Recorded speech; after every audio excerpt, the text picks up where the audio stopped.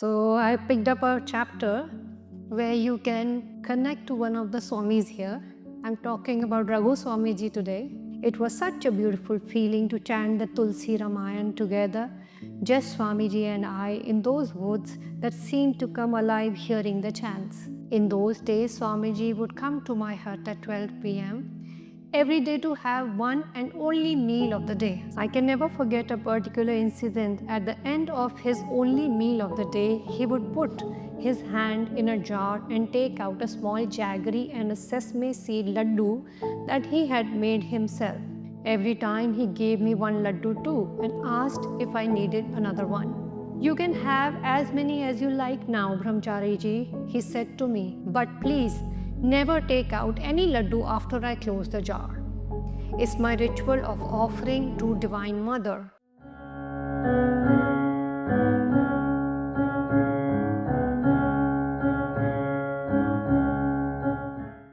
After a while, living alone for days and not having the luxury of anyone's company other than the 1 hour Swamiji spent in my cottage began to get on to me. I asked Swamiji to give me some sadhana so I could keep my mind off from wandering. First, he gave me 40-day Gayatri sadhana and then an 11-day long Anushthan, a spiritual practice at the end of which I had the vision of Hanumanji in some form who would give me certain instructions. Swamiji then asked me to fetch a piece of sandalwood. Holding the pointed needle of the compass, Swamiji began to curve the sandalwood. While I watched in awe, a clear figure of Lord Hanuman began to emerge. Till this day, it's hard to believe that the beautiful image was carved in a matter of minutes on that small piece of sandalwood. He worshipped a mantra and blew on it. He then asked me to worship that idol at night by lighting a lamp and draping a red cloth on my shoulders. After the completion of my japa, I was to sleep at the same place on my asana. I was supposed to ask a certain question in my mind to which I would receive an answer.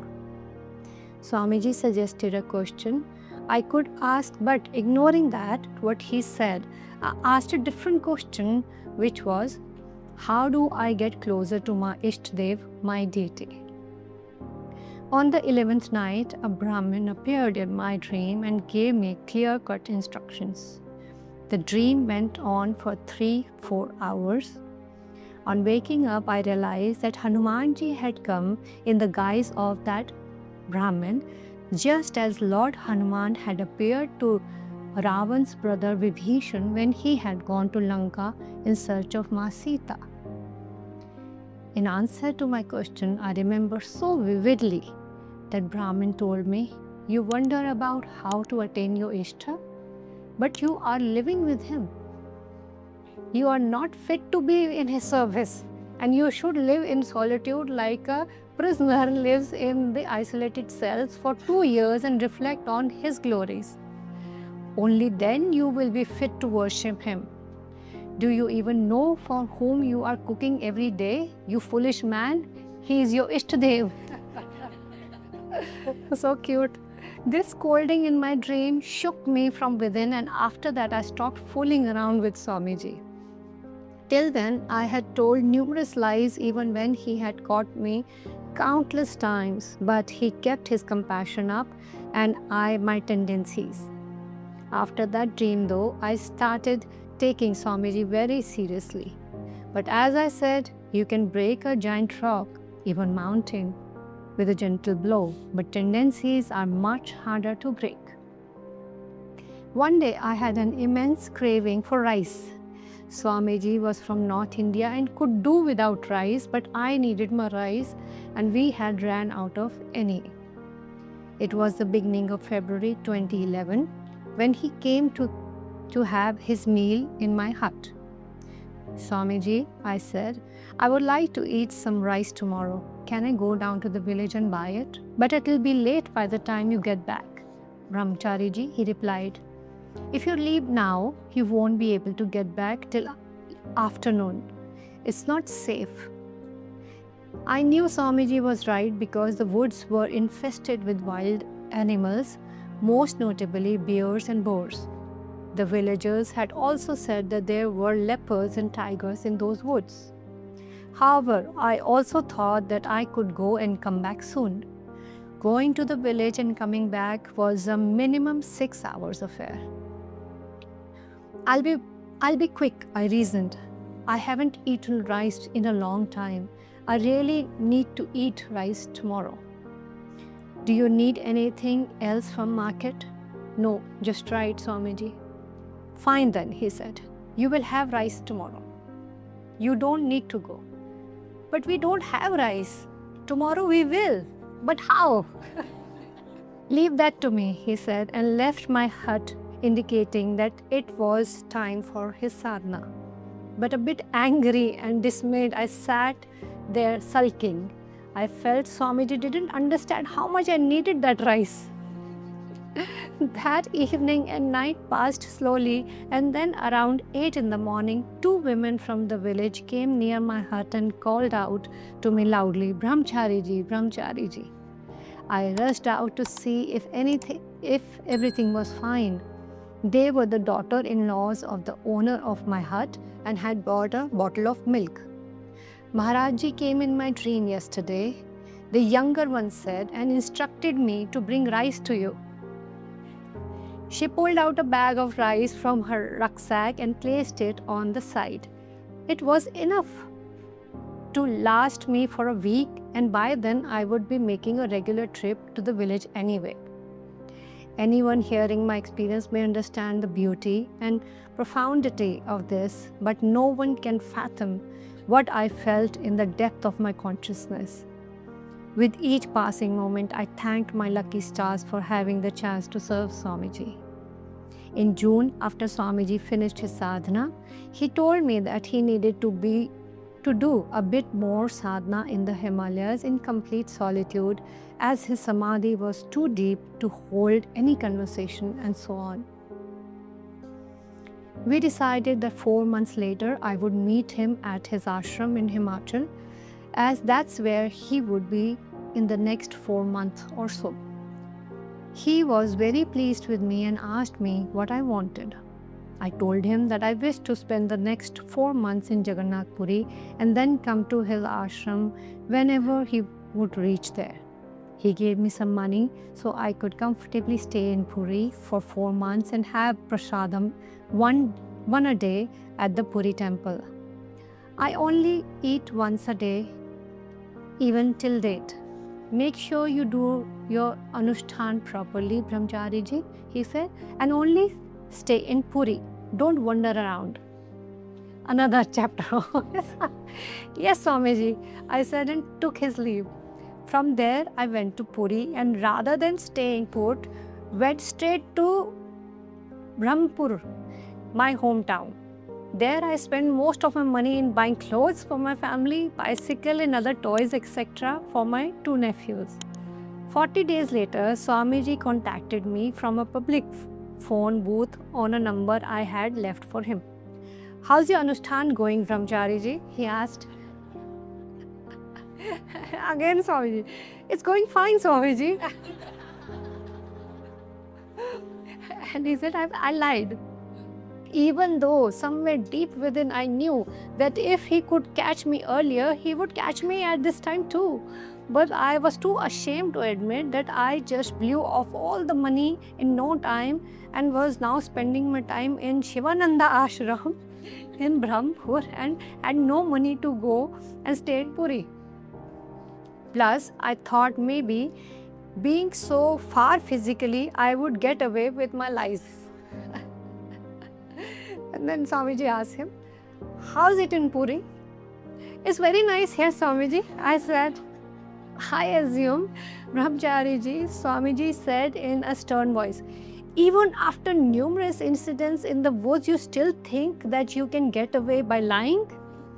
I know you are not in Puri, but in Brahmpur, I know that you never ever started your anusthana, let alone completing it. And I also know that you never spent the money on the cause you took it for.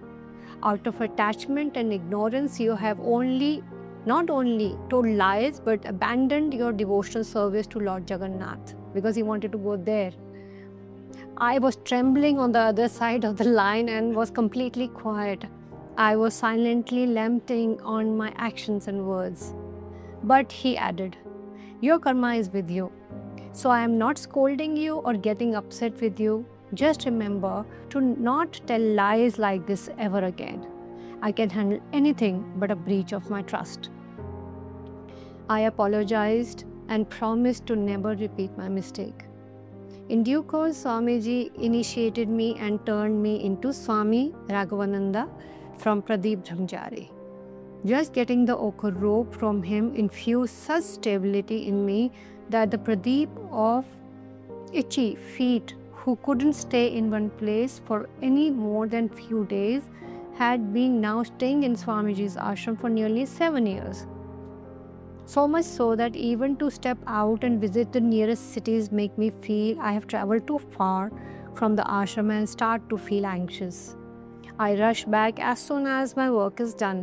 I never thought it would be possible for me to ever experience this stability in my life. When Swamiji lovingly refers to me as Raghu Swami, everything within me, my entire existence melts away and merges with my Guru.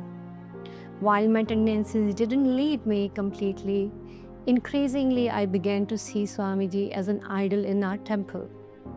For me, my Guru is the Divine One that dwells in the Vigraha of Sri Hari. I see him as Lord Rama and serve him in the same sentiment in the Sanctum Sanctorum. Each morning when I put the sandalwood and vermilion tilakam on Sri Hari, in the Brahm Muhurat, I find the black stone idol's cheeks to be so smooth as human skin. The feet of the idol are just as soft as Swamiji's feet. I feel no difference between the two. My concentration at this phenomena has long given way to unshakable devotion and piety. Once in the ashram, due to the construction work commitment, I was unable to pay obeisance to Swamiji in person at the appointed time. Late one afternoon when I met Swamiji, I apologized for not offering my pranam to him in the morning, to which he replied, "Swamiji, you are the first one to offer obeisance to me in the Garbhagriha. Each morning, I know your sentiment.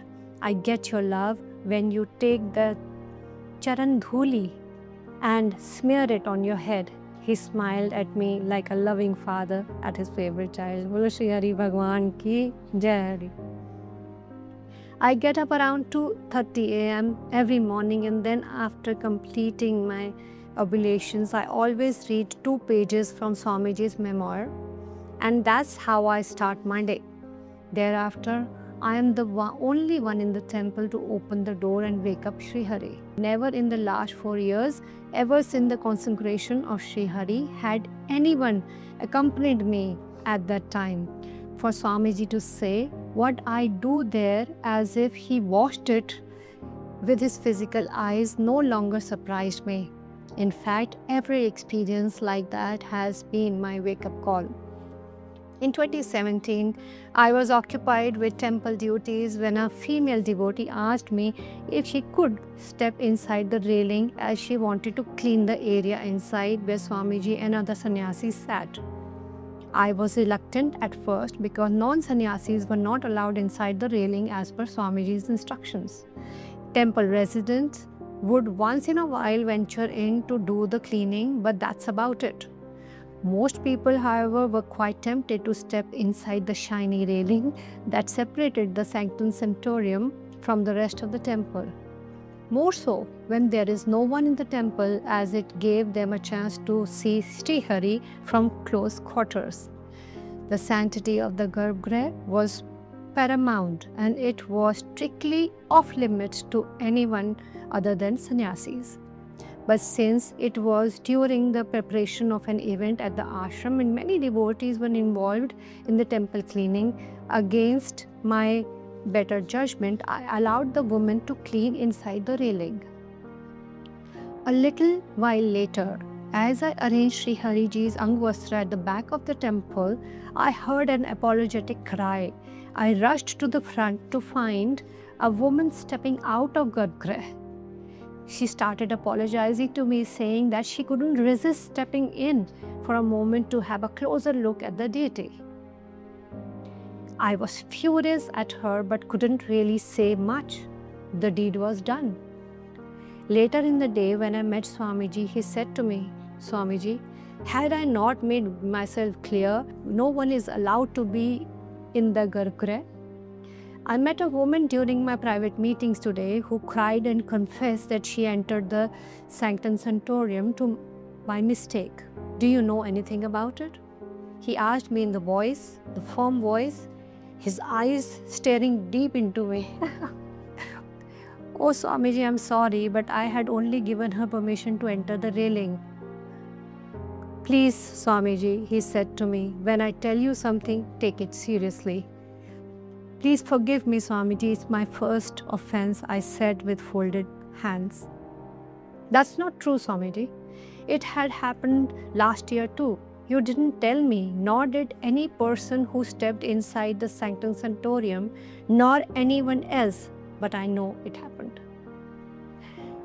I was filled with shame and remorse in this moment. Swamiji was right. It had indeed happened before. I had never shared with Swamiji. I didn't mean to lie to him, but I thought not telling didn't amount to lying. "Please protect the sanctity of Garbhagriha with your life," he said. What always amazes me about Swamiji is not that he knows everything, but that, in spite of knowing everything, the love in his eyes, the care in his gestures never seem to diminish. He is aware of my deepest thoughts, darkest secrets, yet every day he meets and greets me as if I'm the purest soul on this earth, as if I am deserving of his love.